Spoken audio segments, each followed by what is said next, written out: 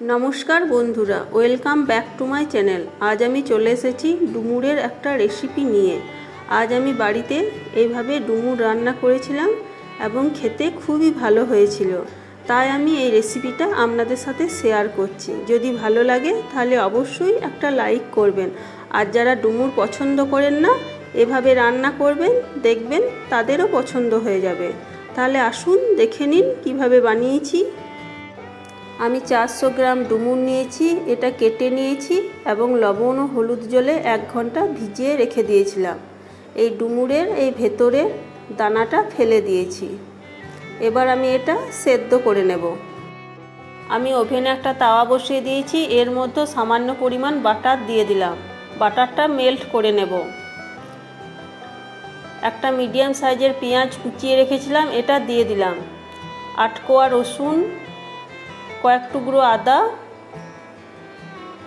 12 piece কাজু, 4টা লবঙ্গ, 4টে এলাচ ও 4টা দারচিনি দিয়ে দিলাম। একটা ছোট সাইজের টমেটো দিয়ে দিলাম। এবার 2 মিনিট মতো নাড়াচাড়া করে ভেজে নেব। হাফ বাটি জল দিয়ে দিলাম সেদ্ধ হবার জন্য। এবার 2 মিনিটের জন্য একটা ঢাকনা দিয়ে দেব। আমি আবার 2 মিনিট পর ফিরে এলাম। জলটা শুকিয়ে গেছে। এবার আমি এটা নামিয়ে নেব এবং ঠান্ডা করে একটা পেস্ট বানিয়ে নেব।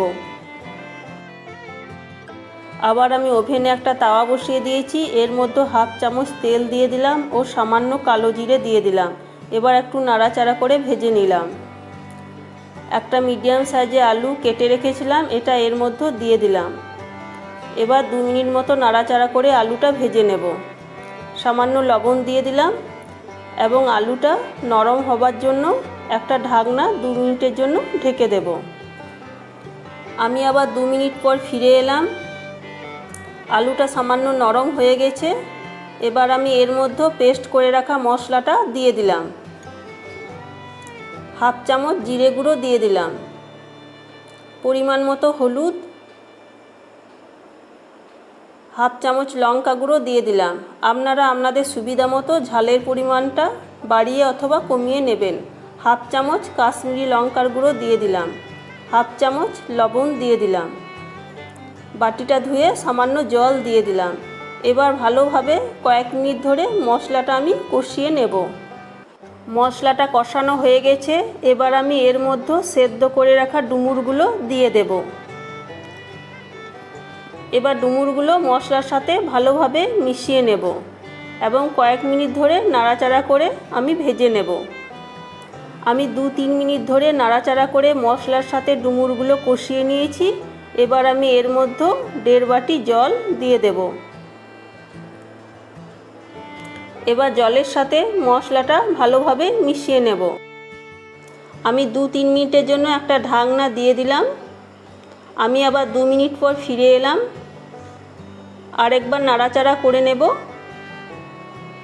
এবার আমি এর মধ্যে হাফ চামচ ঘি দিয়ে দিলাম ও 1 চামচ চিনি দিয়ে দিলাম। আর একবার ভালোভাবে নাড়াচাড়া করে নেব। এর বেশি ড্রাই করব না। এবার আমি এটা নামিয়ে নেব। আমার ডুমুরের রেসিপি রেডি হয়ে গেছে। আর অবশ্যই আপনারা একবার বাড়িতে এটা ট্রাই করে দেখবেন এবং আমার রান্না যদি আপনাদের ভালো লেগে থাকে তাহলে অবশ্যই আমার পাশে থেকে আমাকে সাপোর্ট করবেন।